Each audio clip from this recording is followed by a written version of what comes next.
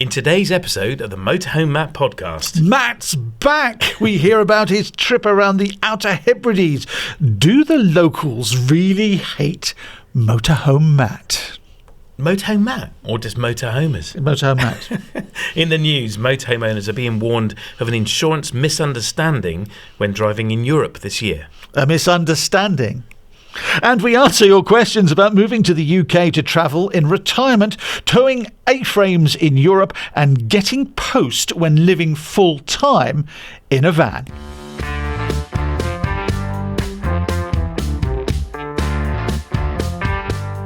Welcome to the Motorhome Matt podcast, industry insights and expert advice for the world of motorhomes, caravans and camper vans. I'm Keith Gooden. And I'm Motorhome Matt. And it's all brought to you by thatleisureshop.com. Now do remember to follow on your favourite podcast app. And if you're following on YouTube, please do hit the subscribe button. Really helps promote the podcast. Brought to you by arabasecreative.co.uk. And the news this week, UK motorhome owners are being warned of a common insurance misunderstanding when driving in Europe this year. We've looked into this, and this looks like a bit of clickbait. But what's the story behind it? Well, the story goes that many motorhome and camper vanners assume that their insurance automatically covers them to drive in the EU. The reality is, if you take UK insurance, you've only got third-party insurance, which is a minimum legal requirement unless you take European cover from your insurance provider. So you can have fully comprehensive insurance in the UK, Great Britain and Northern Ireland. Correct. But when you go to EU, that fully comp insurance is now only third party, and you have to buy a boost, don't you? A boost, yeah. That's right, A European boost. Insurance. And this article went that it was a £10,000 charge that was quoted that motorhomes are going to suffer unless they do this. And the reality is that £10,000 is actually the average of a claim value when a motorhome is involved in an accident. Yeah, so when we talk about clickbait, where we get these news articles, you see it on Tinternet all the time. They get a headline which they concoct from the story to make you click on the story and open it up because they sell advertising that way. So nothing's changed for you at all. You're not going to get fined £10,000, but just be aware if you're travelling in the EU or anywhere else outside Great Britain and Northern Ireland that you do need to look at your insurance and maybe buy a boost. You buy your boost, yeah, but this is important to understand. We actually spoke about Ripe's insurance policies recently, and with Ripe, even when you don't select it, third-party cover in the EU is included as standard, as it's an obligation on all UK insurers to provide the minimum insurance cover in European countries. But you also have the option during the quote process to select European cover as an extra, and this means you'll be insured on a comprehensive basis in the EU. This comprehensive coverage is a standout feature of Ripe. It's reassuring to know that you can tailor your policy to your needs without paying for extras that you don't need. Click the link in the episode description to customise your quote with Ripe and enjoy an automatic 25% discount off your premium. That's a quarter. Or give them a call and say Motorhome Matt to get your 25% discount over the phone. Remember, when you call, say Motorhome Matt to get a 25% discount over the phone. It's the Motorhome Matt podcast. I'm Keith Gooden. And I'm Motorhome Matt. And it's brought to you with thatleisureshop.com. Let's talk about packing your trunk. The elephant in the room. Nearly the elephant packed the trunk and said goodbye to the circus. You went to Scotland in a hire van, not on an elephant. No, not on an elephant. We went in our own van, but it did have Motorhome Holiday Company stickers on the front and back. Well, so you were well signed. Now, over the last year or so, we've been hearing all sorts of stories in the news about the local and national government in Scotland being very worried, and sometimes rightly so, about motorhomers in caravans and the effect it's having on some of the most picturesque locations. There's been rumours and people have seen convoys of motorhomers blocking the roads, and apparently some of the locals aren't very happy. There's been a suggestion there might be a charge in the future, a tourism tax, maybe £10 or so a day for you to take your motorhome or your camper van or caravan up there. but you went to Scotland in a hire van. It had that leisure shop, didn't it? Or motorhome holiday company. Motorhome holiday company. It had motorhome holiday company signage on it. Were you chased by the locals? You know that film. What was that? The Wicker Man. Oh yeah. Or Frankenstein, where the locals come out, pitchforks, and chase you away. What was your experience? Absolutely not at all. We couldn't have been more welcomed. We didn't see many people. We went to the Outer Hebrides. So we went to Edinburgh and stayed with some friends, and then drove across Scotland to Ullapool to get the ferry to Stornoway on Harris and Lewis. And what a beautiful place, and people were so welcoming.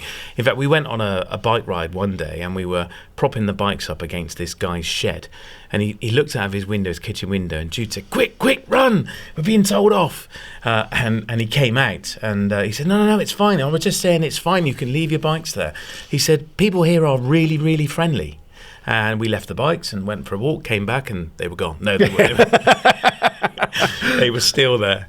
And he waved us off, and we dodged a massive storm on that walk. I remember it well. But no, people there were so welcoming and really, really pleased to see us. The motorhome we were in, it did have Motorhome Holiday Company stickers on because it is on our hire fleet. But it was our own motorhome. It's an Adria Twin. And people did say, well, have you hired it? So then you have that awkward conversation of, no, we own this and the business. But so that did generate a lot of conversation about motorhome hire. But every campsite that saw us welcomed us and was very warmly. I'm really pleased to see us. Did you get any snobbery from people when they thought it was a hire motorhome? Yeah, we did. That's true. Yeah, we did a little bit. That's fair to say. But we did meet a lot of people in hired motorhomes, some branded, some not. Some doing it for the very, very first time. It was very funny joining a queue to empty our toilet cassettes into the sewage point, and the people in front of me have never done it before. So I was joking about how not to do it, and that was amusing. But lots of people there for the very first time in a motorhome for the first time, and loads of people there in their own motorhome as well. And just a wonderful place to go, definitely. And of course, it's a great way, isn't it, of getting the motorhome bug, trying it out by hiring. It's sad to hear that some people are a bit snobbish about it. I mean, what you're playing at, for heaven's sake? It doesn't matter, does it? Well, there's always snobbery, though, in the motorhome community, particularly from those in an A class. They kind of look down your nose. Well, I've owned one. In fact, we've owned several. And you do sort of turn up on a campsite and everyone looks and goes, look at them. So it's judgment and snobbery, so it goes both ways. But no, a wonderful place to go and a great community of people. We met a guy who's living in his motorhome on the islands for 3 months, and he said, my friend's coming to visit in a couple of weeks, so I'm just waiting for him to arrive. It was 2 weeks killing time on the beach. And why not? We've covered this story before. People spotted dumping their waste on the side of the road on the NC 500. Did you see any of that? Absolutely none of it at all. I have to say, there are plenty of places where you are legitimately allowed to empty your toilet. Some of them you pay. So obviously the campsites, we were on one that didn't have a toilet emptying facility and no showers. It had electric hookup point. But we used a sports centre where you could go in, pay a few pounds, use the showers and toilets, and pay a couple of pounds and empty your toilet into their sewage point and fill up with water and dump your grey water as well. So these places are dotted around everywhere and well advertised, and businesses there are doing it to stop people dumping their waste on the side of the road. Because it's the thing. I mean, people, even though it's wrong, might do it because there aren't the facilities. But you're saying there are the facilities. There's absolutely no reason or excuse to do it. There are plenty of places you can empty your toilet. And some of the campsites don't open there till the 1st of May. Some of the food outlets as well. Because we went in April, so quite early in the year. But we stayed on a campsite every night. And we were on one campsite, only had 3 pitches. A beautiful place. But we managed to get on a campsite every night. We did pre-book. There's a couple of places where on occasions we didn't pre-book, and there was plenty of room. Glencoe, you're not even allowed to pre-book, you just turn up. When we were driving back down on the mainland. But there are plenty of campsites there that were open, and I would always encourage you to if you're going to go, stay on a campsite. There's no reason not to, really. And were the campsites expensive? That's a good question. Arguably, yes. I mean, I think we were paying anywhere between £20 a night and £38, I think was the most expensive. But the ones that was £38 tend to have showers that were free. And the showers there were amazing, boiling hot, really hot. And did they have free electricity? Yeah, I didn't pay for electric at all on a meter, if that's what you mean. It was always... That is what I mean. Yeah, so it was always included if provided the campsite offered you electric hookup. We had a few nights where we didn't have electric hookup, either because all the pitches with it were full, and I'm talking about a campsite with 8 pitches. They're not big. And we had a portable power pack with us, so we could still run the coffee machine and do what we needed to do on mains power. So it wasn't an issue for us at all. But yeah, mains hookup, where it was available, was always included in the price. Talking of facilities, what about places to go, and eat? That was interesting. So I've talked before that when we travel as tourists, we can positively impact the economies we visit. Other than paying for a campsite and using the local shops, and we bought some fuel on the island, that was quite expensive, there wasn't really anywhere to spend money. I mean, there was very little places open to eat. We talked about going out for something to eat. There's no pubs that we could find on Harris or Lewis.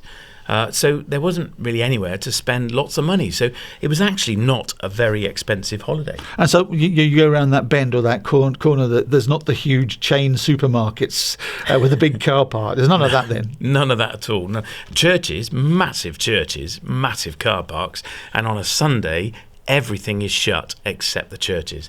They are packed. They all go off to church at lunchtime in their best bib and tucker. Nothing is open. You need to plan for that.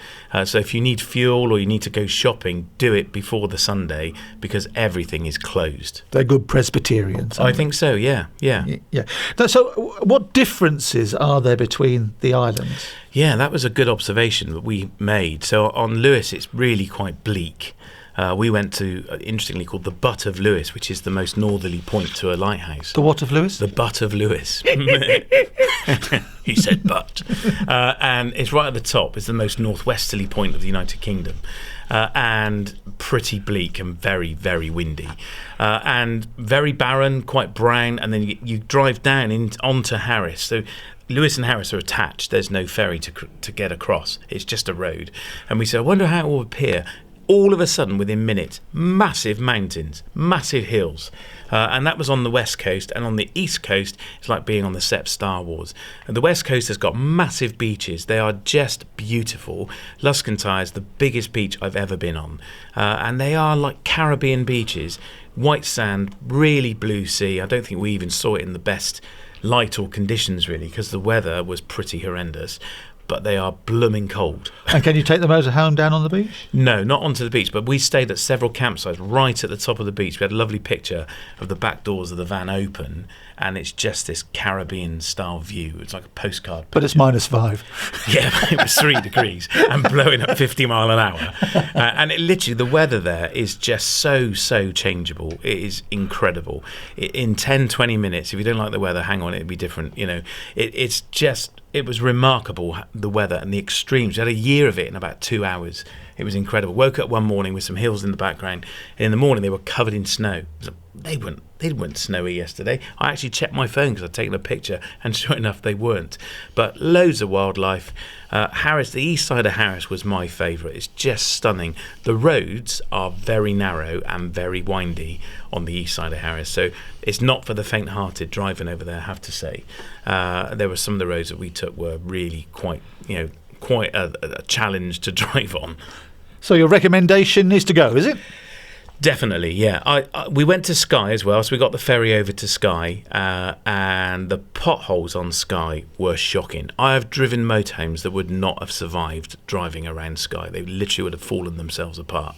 And you would have spent hours with a screwdriver tightening everything back up. It was horrendous. The roads there are knackered. So if you're going to Skye, Is that the technical term? it's really, honestly, it was shocking. Oh, thanks. I thought you were going to say something else there. It was terrible. But would I go? Absolutely yes. I really would recommend going to both sides of Harris. Lewis is worth going to, definitely. It's beautiful. But Harris was really, really impressive. Next time we want to go to the Inner Hebrides. So we want to go on to Uist and Barra and Mull, Iona. We're going to do that next time. Fabulous. It sounds great. So if I'm planning that trip, Yeah. what's your advice? Jude did a really great thing. She went to the library and have you ever been to a library? No, it's like I haven't been to one of those Gymes either. Oh, in the local village here, there was a fire in the library and the locals were shocked. Not by the fire, the fact they had a library. And the English could read. Yeah, that's it. But she went and borrowed loads of maps. So we got all these Ordnance Survey maps for everywhere we went on the Outer Hebrides. And it showed us obviously all the walking routes, roads. They were brilliant. Such a great idea. And she's popped them back to the library this week. And there's a brilliant, on the Outer Hebrides website, there's a great map as well. Ideal for motorhomers because it's got all the campsites and all the emptying and service points all over the island. So I'd recommend planning ahead, definitely. Don't do too much. Martin Dorey said recently in an episode with us, slow down. Take longer to do things and reduce your impact on the environment. He's absolutely right. We went for 2 weeks and all we did was Lewis, Harris and Skye. And we did a couple of days driving back down south, and we stopped in Cumbria on the way home in a Britstop pub. But don't rush it. We were thinking, let's go up to the most northerly point, John O'Groats. And it was 3.5 hours, not very far. Well, that's a 7 or 8 hour round trip. That's a day of driving. We didn't do that. And we spent 2 weeks kind of just pootling and mooching along, which is all you need to do when you're on the islands. I was a bit concerned, what are we going to do when we're there? It's so much to see. And every corner is another amazing view. And I would recommend, if you are going, book a campsite. Don't plan to off-grid park up or wild camp, whatever you want to call it. Book a campsite. Have a positive impact on their economy. They need it. And stay safe in a campsite, definitely. There are so many of them, and they're really, really easy to use. Some of them are just literally an honesty box. You pull up, park up, and put your 20 quid in the box, and that's you. But plan ahead and don't plan to do too much.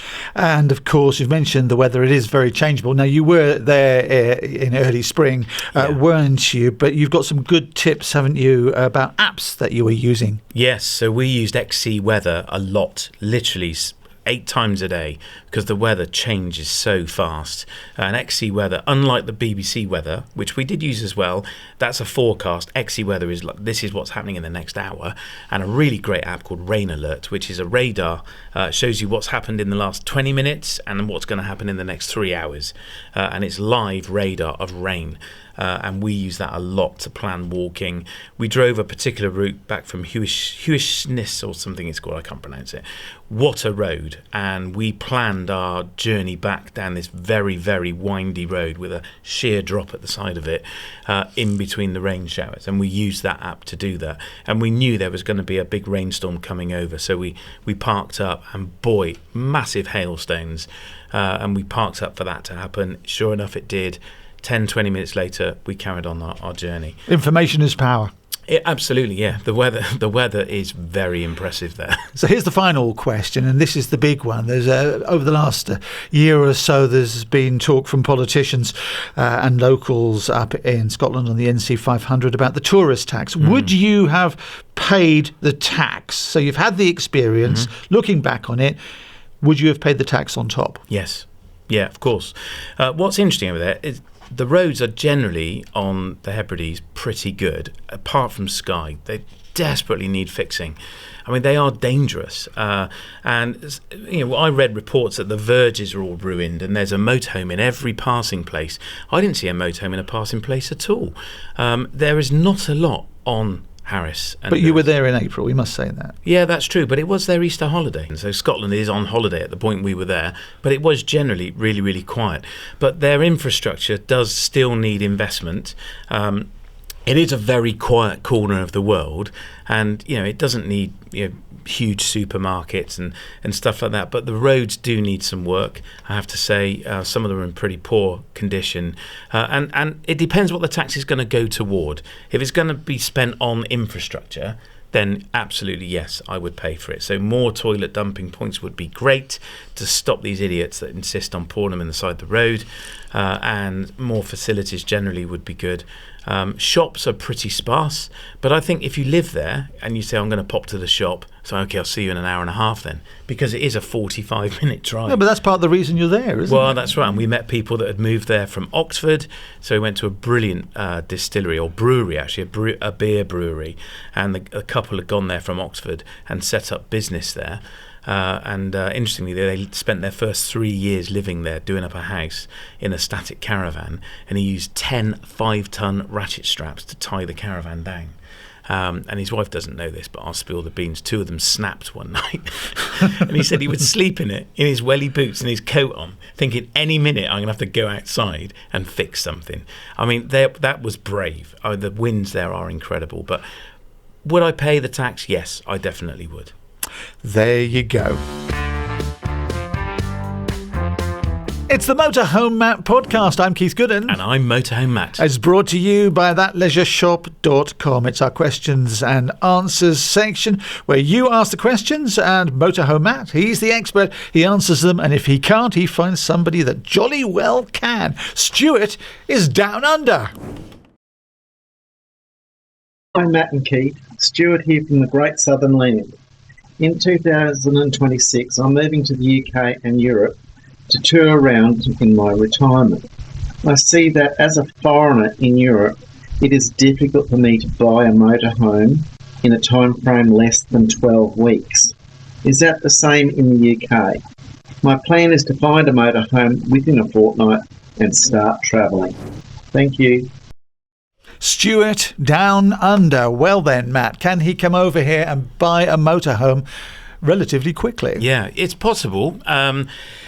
There's often a misconception that you buy the motorhome the day you look at it and you drive it away. That's very, very unusual, simply because a dealer is normally going to want to give it what's called a habitation check or a PDI, a pre-delivery inspection.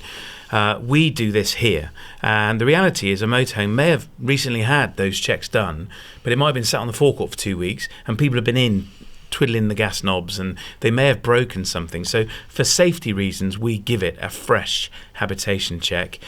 So that's one of the reasons a dealer would normally take a deposit, and then there's a time frame between that point and when you can actually drive it away, having paid the balance. So it's possible. I would say, Stuart, I would kind of brief a dealership. If you found a motorhome online, I would have a really good conversation with them about the fact you are really interested in coming over and buying it. Maybe find several. And you can get a dealer to walk around it with a phone. They can record a video, walk in a tour live, or record it and send it to you. Most dealers are happy to do that. And just prime them that this is your intention, that you want to do something quite quickly. In fact, I'm talking to a lady at the moment interested in buying something that we've got for sale here, and she's intent on putting a deposit down this Saturday and has asked, could I drive it away the following Saturday? Well, it's possible. We just need to work out the jobs we need to do to it in order for her to do that. So it can be done very quickly, and we are literally about to do that, hopefully this weekend. Would his best option be to hire one? It depends how long he's going to use it for. And he wants to take it to Europe as well. Yeah, so if it's my general rule of thumb is if you're looking to hire a motorhome or use a motorhome for sort of 6 or more weeks, then it's probably worth buying one if you've got the capital to do it. It's just not going to become very cost effective. There is a business model that some businesses and dealerships will operate, that they will sell it to you and then have a buyback offer in a time frame, which would work out to be a lot cheaper than hiring it. But I have to say that's pretty rare. It's not something that I would want to entertain. Hope that's been some help for you, Stuart. Look forward to seeing you. Eddie Cook got in touch. Hi Matt. Going over to France this year with my motorhome. I've got a Fiat 500 on an A-frame. I'm hearing different stories about the legality of it. Some people saying no, definitely not. Some people saying, well, yes, you can if you've got a UK driving licence as a tourist and under the Viennese Convention. Not quite sure which one to believe. I don't want to break the law. Possible to get a trailer, but obviously it's a lot easier with an A-frame. I wonder if you could help me on that. Thanks, Eddie. We've done a podcast on this, haven't we, Matt? Very, very recently, just literally 2 or 3 weeks ago, exactly this topic. I would definitely go back and check it out, Eddie, because we unpack this in some detail with the company that make an A-frame that they claim is legal to use on the continent. And the outcome of it was pretty much there isn't any rule that says you can or can't. Absolutely. We couldn't find a law, and we've got an appeal out there from lawyers and barristers in Europe. What we found, he mentions the Vienna Convention, which was established before we even had a referendum to join the EU, let alone Brexit. And it would seem that you can use an A-frame, but it really is up to the policeman who might stop you. We did find out actually there was one place in Spain where people got stopped quite a lot. Commonly. Yeah, absolutely. But usually after they had a chat with the police that stopped them, everything was fine and dandy. I think one person got fined. Did they ever get that fine back? Oh, I don't know. I never found out. Yeah. But I think the reality is this is a topic, Eddie, that divides opinion. And people have an opinion on what you can or you can't do. Me personally, I have towed a car on an A-frame on the continent, provided it's got proper braking, proper lights on the back, so it's compliant with all UK rules and guidelines. Then you're on the right side of the rules here in the UK. I would tow a car on an A-frame on the continent, and I wouldn't hesitate to do it. But I would be prepared to pay a fine if I'm stopped and told I've got to pay €100 fine, or, as I was, take the car off the back of the motorhome and drive it through the Mont Blanc tunnel and pay the extra toll. So I think if you go prepared that something might happen like that, you're not going to get the car confiscated or anything serious like that. And I see people saying, "Oh, the car's going to be taken off you." That's not pub talk. Yeah, and that is a lot of this. It is grey. There is no written down law or rule that we can find at all. If you know different, show it to us. We want to actually see it. We want to read it. We want to see that law, and it could be different in different countries. But you made the point, and it's worth repeating, that if it's compliant in the UK with lights and brakes and stuff like that, and you are a visitor to Europe, then you are compliant in Europe. If you move to Spain and you take your A-frame with you and you have a Spanish address, you're no longer compliant. It's not legal then. You're not a tourist. That's the key. Yeah. So make sure you've got your photo driving licence with you, and your ability to tow is on the driving licence. That's critical as well. And I'd always recommend taking your photo driving licence with you. Check the expiry date as well, because they go out of date, which is what a police officer is going to look at. But yeah, I wouldn't hesitate to do it. I renewed my driving licence. It expired from an EU one to a UK one. Went over to the post office. They took me a photo. 2 days later, I had my new licence back. That's good. The service is incredibly good. Yeah. Steve Balls in Newton Abbot. He says, as I have now gone full-time van life, what do you think of the van post/ex-post system and the DVLA rules behind the virtual address system? I've read you can't have your V5C or licence sent to one. Cheers and keep up the good work. What's he talking about? This is a really good question. Thanks for asking it, Steve, because I'm sure lots of people have got this question. So the van post or ex-post system, there's others out there. So it gives you a virtual address. So Steve's living in no fixed abode because he's in the van all the time. So he doesn't have a bricks and mortar address. My recommendation is you make sure you have a real address, whether it's with friends or family. Register there and make sure you stay on the electoral roll at that address. It can be a care of address, can't it? But it can't be a post office box. No. So official documentation like a V5, bank statements, they don't like these virtual address businesses. And it is a business because you pay for it. They want you to have a bricks and mortar address. The benefit of staying on the electoral roll, it's going to help you when it comes to credit score. And register your bank account there, and then you're going to keep your credit score healthy, which you'll appreciate if you need to ever borrow any money, or you want to go and get employment, for example, as well. So it's definitely worth trying to find a friend or family member where you can register your address. And it was interesting, on the Van Post website, it says the registered address must be that of the licence holder or keeper's actual place of residence, whilst they will allow the address of a relative to be used in exceptional circumstances, the DVLA specifically exclude the use of a postal address provided by any commercial mail handling service, including our own. So that is from Van Post on their own website. To discover more about their decision and how we intend to challenge this change in policy, go to our new DVLA campaign page. So they are trying to change that. In the meantime, we cannot sanction any act that could be construed as fraudulent, so our current advice is simple. A virtual address may not be used for the registration of your driving licence or V5. Okay, so what does that mean for Steve? What can he do?